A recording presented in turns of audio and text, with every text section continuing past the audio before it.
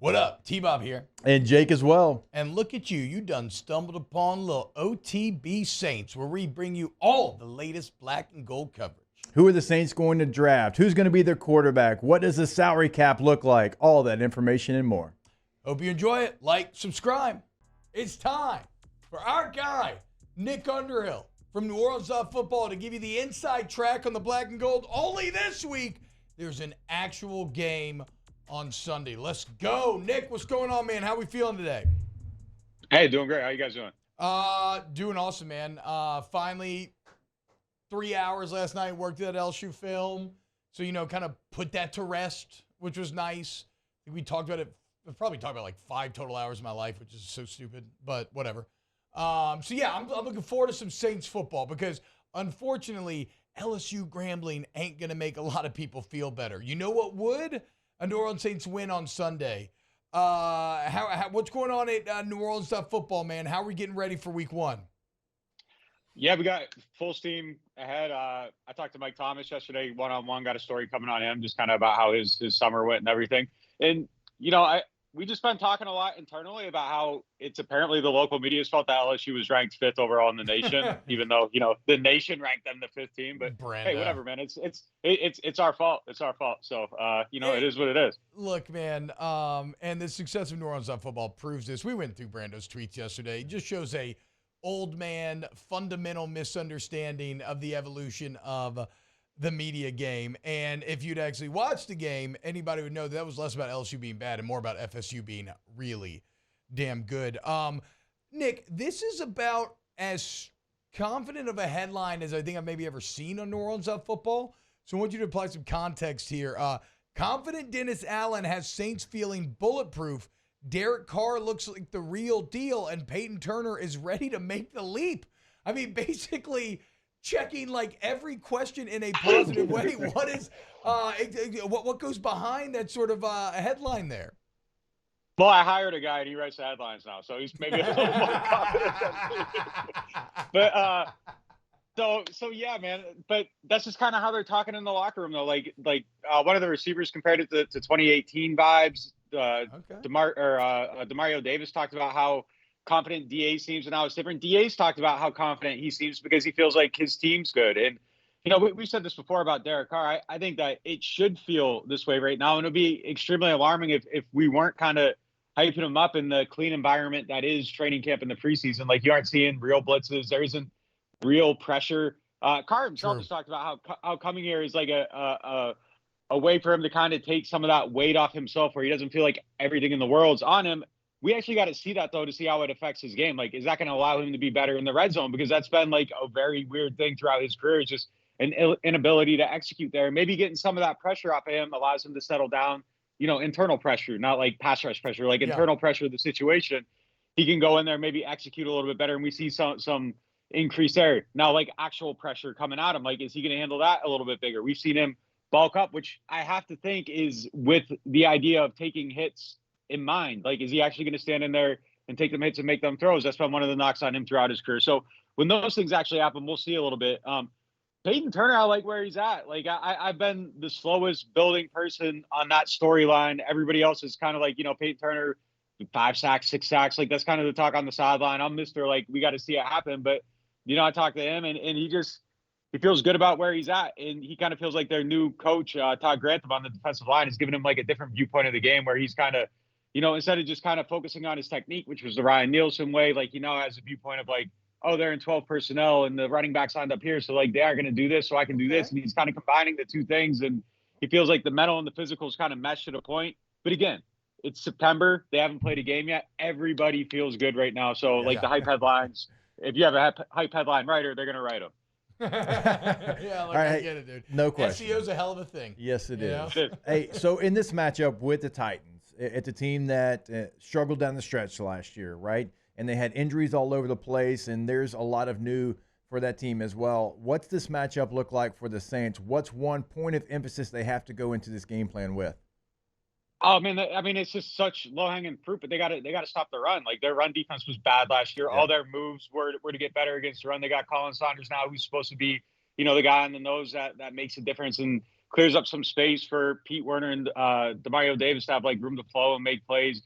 Nathan Shepard's supposed to be better at stopping the run. So like that interior has to be a lot better. And I kind of, there's two things here. Like I hate the timing of the matchup because tackling sucks in week one. Like nobody tackles well in week one, and you're going against the biggest dude in the league at running back, Derrick Henry. So that's probably going to be an issue.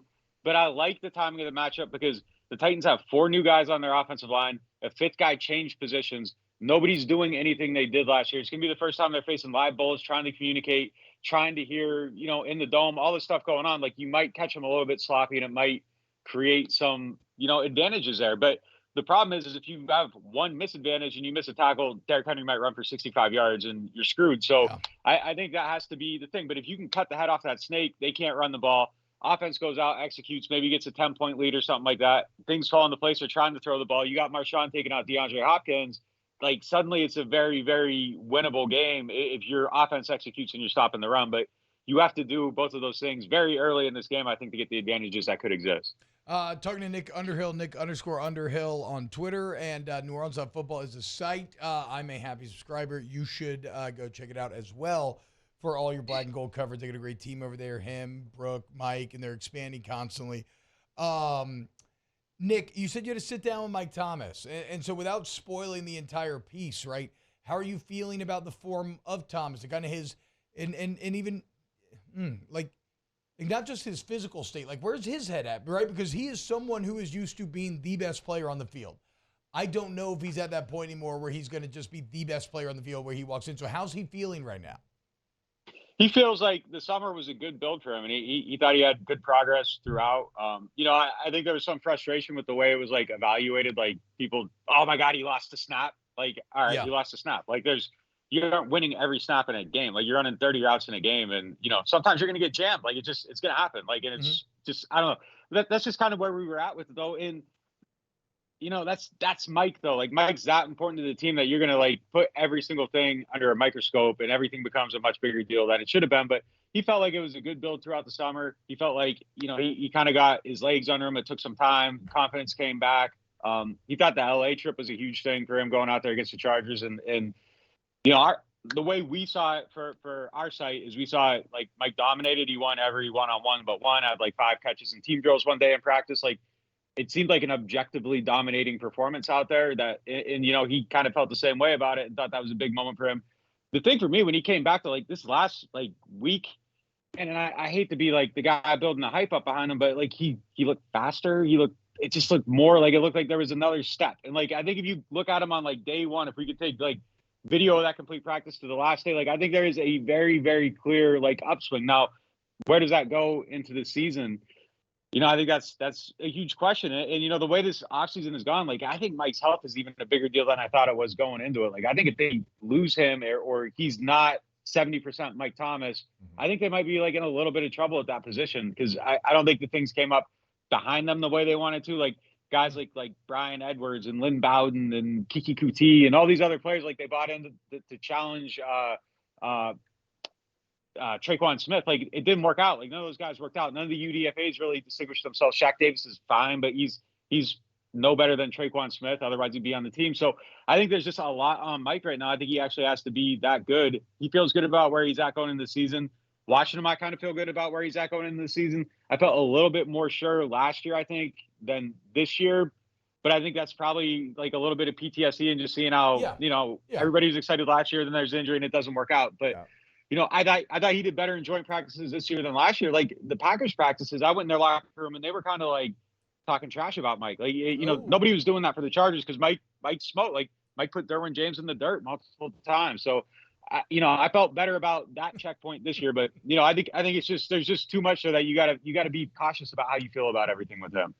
Hey, what about biggest breakout star candidate? Like someone that you've seen in training camp that's played, and maybe we know who it is, but somebody you think takes that next step here in the early portion of the season?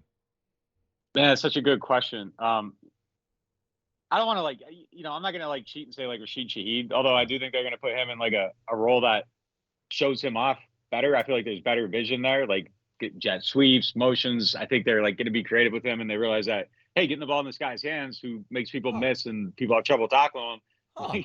That might be Mike a good Denbrock. idea. Are you listening, Mike? Yeah, it's not a bad idea. Number 2 on my list, and I'm gonna hate myself for saying this.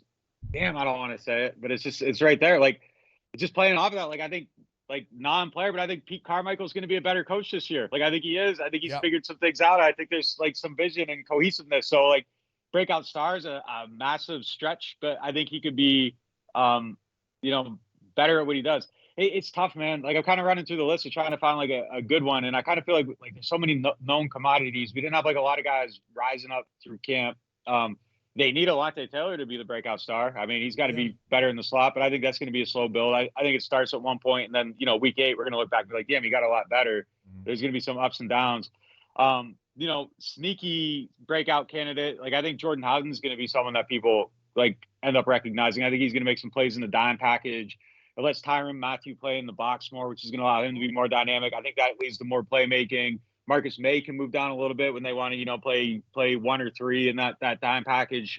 You get both those guys in the box kind of wreaking some havoc a little bit, which I think is something that's going to be huge for them. And I think Howden can make some plays.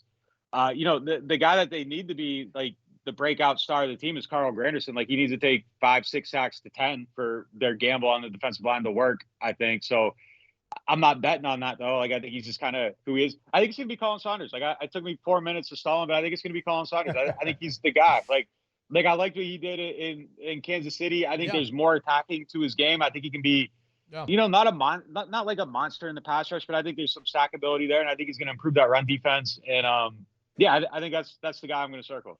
So it's interesting because that's exactly where my head went, is this new defensive line, which I thought like outperformed my expectations during camp, but I just want to see how much that's going to carry over into fall. Nick, I can't shake the Blake Groupie thing, man. I just don't feel good about it, and it's funny because I tweeted DA better be right, because if one thing we knew about Lutz is that he was clutch, right? And the second Groupie misses a kick, and when it matters, it's going to be, what the hell are we doing? And so I tweeted something along those lines, and I was just inundated with responses like, Groupie clearly won the job, and Groupie's this here. And everybody kept saying, Lutz was 74%, Lutz was 74%. Groupie was 74% on the college level last year. So, like, why are people yelling at me about Lutz last year when Groupie was the same at an easier level of football? Yeah, so I mean, look, during the game, I tweeted Lutz should be the kicker, and I got murdered for it too. So I know exactly what you went through. So I'm saying that, though, just to set the table. Like, I was team Lutz. I thought I would have went with Lutz. Lutz would have been my pick. So, okay, I was wrong about that. So why was I wrong? That's where I'm at. My thought process. That's what I'm trying to get at. Like, where? Yeah, sorry. So the 74%, I had the same exact question, and I asked Darren Rizzi about it. I'm like, look, this guy, like, didn't make any kicks in college. Like, what's the deal? Like, why is it like that? And he said, you basically can't scout college kickers off their film. Like, you have to go to showcases. You have to work them out, because there's just so many things that are different. The ball's different. The hash is different. The operation's usually really, really bad at that level, to whereas, in the NFL, like, a bad snap is shocking. A bad spot is shocking. Like, they're working on how many rotations they want on the ball, all this stuff. The timing's the same every single time. So, like, when you clean that up, sometimes that's how it goes. So, like, they don't really watch that. It's like, the showcases, the Senior Bowl, all these places where they can kind of control it and figure out, like, why it's messy and all that stuff. So I feel a little bit better about that. The other thing is that I think it's an age thing. If you're kind of even with the guy, you go with the younger guy, I guess. But I think it's a dangerous game. Look, man, like, it's dangerous. Yeah. Especially if you're a coach that was, I don't want to say he's on the hot seat, but, like, if they lose some games, like, the seat's going to be hot. Like, it just is. Yeah. I'll say it if you don't. I think he is. Probably a little bit. Yeah. I mean, he's got something to prove, and it's a dangerous move to make. I don't like it for him. Like, I could just see it backfiring a little bit, but look, I thought Groupie was good. He took him to the wire. I understand it. Like, by the end of camp, I was starting to think, like, damn, they really might have to make this decision. Like, I wouldn't, but, it was to the point where I wasn't shocked by it. Like, it felt like it could go either way. So I get it. It's just a tough way to lose the game if you end up losing the game because you picked the wrong kicker. I can back up what Nick's talking about. I was, someone that was a backup holder at LSU, and you just catch it, you put it down. It doesn't have to be perfect. You can spin it late. And once I got to San Diego, they're like, hey, you held it at LSU, right? I'm like, yeah, I was Flynn's backup. I'm like, hey, we want you to do some of that here too. And the kicker's like, hey, when you get the catch and the spin ratio, when you put it down, can you tilt it this way and spin it this way? I'm like, wait a minute. The ball's just down on the ground, and you got the laces headed towards it. He goes, no. Like, you got tilted this way. And it's like, oh, this is different. So to your point, I can back you up on that because I thought, look, I can catch it and put it down. We'll be fine. That's it. I had never actually considered that answer about how to scout kickers. So that is, if nothing else, it is easily the most satisfying explanation about maybe how to divorce, like, why these college kickers either rise or fall on that next level. Nick, win predictions are always weird in this business. They're kind of pointless, but I mean, I don't know. What do you think? Do you see the Saints coming out with a dub on Sunday? I mean, I felt so good about their summer the whole way. Like, it would disqualify like my last 6 weeks of coverage if I said I didn't think they were going to win this game. You know, I don't think it's a gimme by any means. I think, like I said before, I think it's tough just in the sense that it's week one and you got to be able to tackle the hardest guy in the league to tackle, and tackling is just really bad this time of year. So that puts you at a disadvantage. But I think they feel good. Like, they're moving differently. Like, it's just a different feeling around the team this year than last year. It feels like they had a good summer. You know, last year camp felt kind of like soft, and you're looking and you're like, damn, like Alvin hasn't carried the ball like in 3 days. Like, I don't feel like I've seen this, you know, star player, Demario Davis, do anything in a while. And like this year, like, you know, camp was just different. It felt like guys got good work. The right people that should have flashed were flashing. I think they're going to go in. They're going to get off to a good start. I think they have to be urgent too, man. Like, they got multiple away games in September. Like, the start of the schedule is tough. Like, they cannot. I don't think they can afford to lose this game. Like, I really don't. Like, I feel like you can get behind it like really quick. You're going to Green Bay, that you got, or Carolina, then you're going to Green Bay. Like, it's just it's, you know, those are all extremely winnable games, but I think you got to get off to the right tone. And I think it's incredibly important for this team to do that. I think they know it. I think they feel urgent. I think they don't want to let each other down. I think they, you know, they still got a bad taste from last year. These are all like BS, you know, intangible things behind the scenes, but I think it does matter. And I think they're just in the right headspace. So I'm picking them, but you know, it's 3 points. You know, I think they cover, but I don't think it's, you know, I don't think it's a gimme by any means. I wouldn't put any actual real money on it yet. No, I mean, it's the NFL, you know, I mean, it's always going to be 3 points. Wow. Just amazing black and gold takes right there, Jake. I don't think I've ever heard any takes that are better than the two guys that just gave you that take. And you can keep getting them by going ahead and liking, subscribing, ringing the bell to get notifications when we post. Have a great day. We'll see you on the next OTB Saints.